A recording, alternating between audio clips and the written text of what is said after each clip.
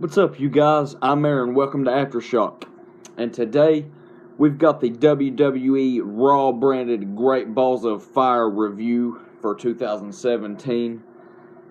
God forbid they use this same name for a pay-per-view next year and beyond.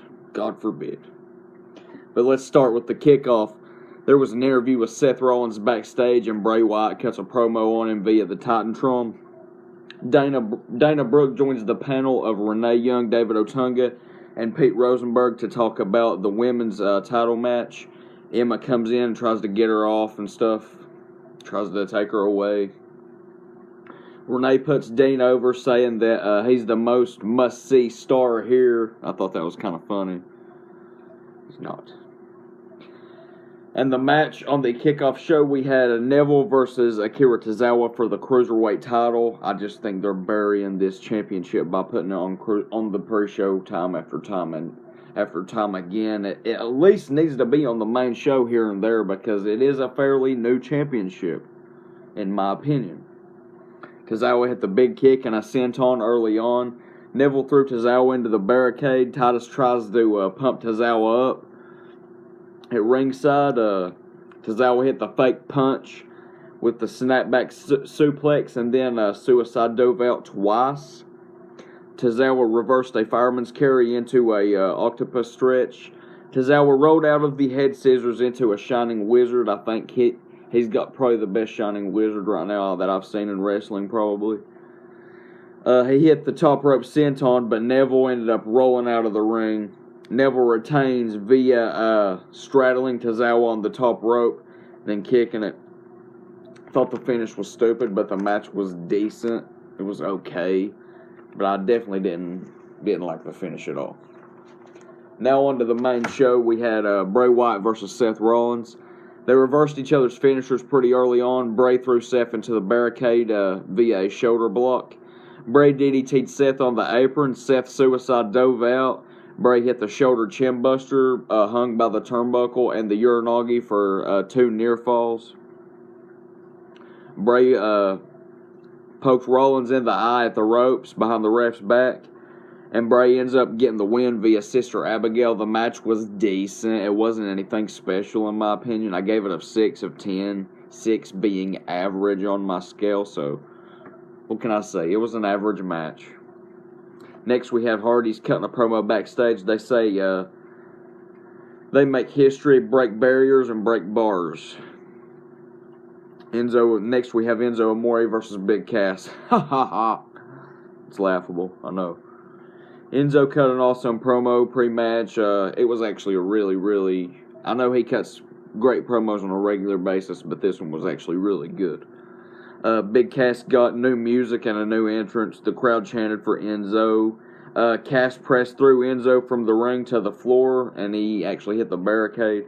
Cass basically pretty much demolished Enzo, and he wins via the big boot. Match was nothing. Next, we have the Hardys versus Sheamus and Cesaro in a 30-minute Iron Man match for the Tag Team Championships. Cesaro did the Dragon Ball Z Fusion stance at the entrance. I think that's funny as hell. Sheamus was legal, but Cesaro immediately flies across the ring, causing a distraction. Sheamus hit the bro kick on Matt immediately for the first fall of the match. Cesaro kicked Matt off the apron, but Jeff couldn't tag. Cesaro kicked Matt off the apron, so Jeff couldn't tag. And they hit the aided air raid siren. Try to say that 10 times fast. That's a tongue twister. The aided air raid siren. For the 2-0, Sheamus and Cesaro are up. The Hardys hit Poetry in Motion, a side effect, and Jeff hit the Twist of Fate for the 2-1. Jeff jumped off Matt's back over the ropes to the outside. The illegal Cesaro throws a legal Matt into the post outside for the countout, making it 3-1. Cesaro kicked Jeff off the apron and applied the sharpshooter to Matt, but Jeff made it for the save this time. Matt made the blind tag and then backslid Cesaro, and Jeff hit the compactor to making it 3-2. Then Matt hit the moonsault, but Jeff but the ref, hold on. Matt hit the moonsault, but the Cesaro broke it up. He counted and everything, but I think the ref actually did count to 3, but it was broken up. Matt hit the avalanche twist of fate. The crowd chanted, "You suck," in my opinion. Cesaro didn't truly make it, and the ref did tap, in my opinion. The crowd chanted, "You suck." Matt hit an avalanche twist of fate off the top, making it 3-3. Matt bled in this match. Jeff dove off the top to the floor on both of them. Hardys hit the double splash from the opposite corners. Both teams made a blind tag. Jeff hit the swanton. Cesaro was legal and covered Jeff really quick, making it 4-3. Then they ran off and let the clock run out. Jeff hit a twist of fate, but it was too late.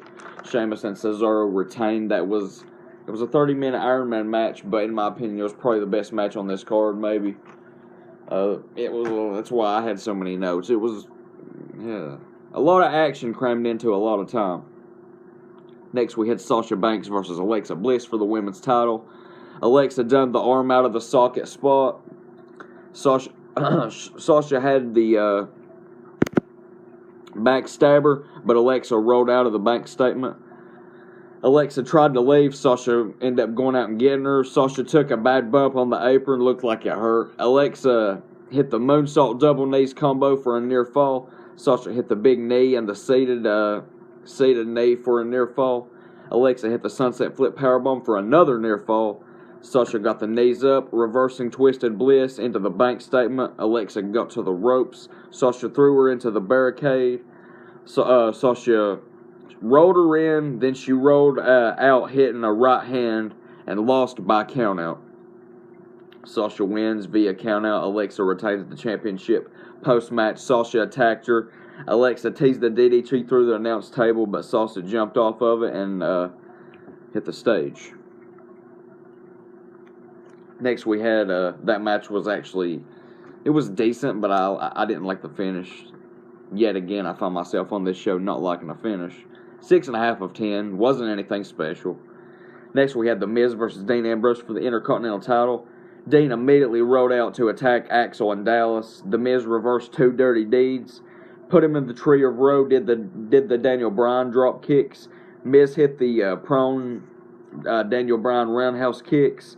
Maryse and the Miz Taraj get involved. Dean dove from the top to the floor. Dean hit dirty deeds, but Maryse put the Miz's foot on the rope. Dean hit the suicide dive. Axel runs in the ring. Dallas hits Dean from the apron, and the Miz retains via skull-crushing finale.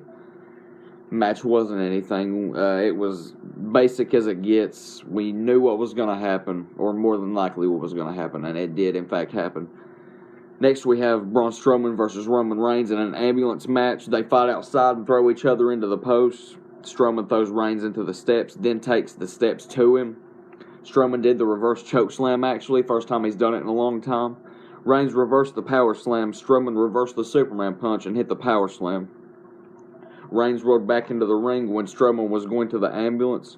Reigns hit a Samoan drop. Reigns hit the drive-by on Strowman's injured elbow. Reigns took a chair to the elbow and the post, and then hit Strowman. And Strowman kind of did the Hulk up thing and then threw him around. Strowman slammed Reigns into the LED on the stage. Strowman threw Reigns off the stage into the ambulance. Reigns hit the Superman punch to seat Strowman on the ambulance twice to lay him halfway in it. Strowman took a backboard to Reigns. Strowman went through the LED screen on the stage, actually. Reigns missed the spear and went into the ambulance. Strowman closes the door and wins. Then after the match, Reigns opens the door, spears him out of it. Reigns puts Strowman in it and drives to the parking lot.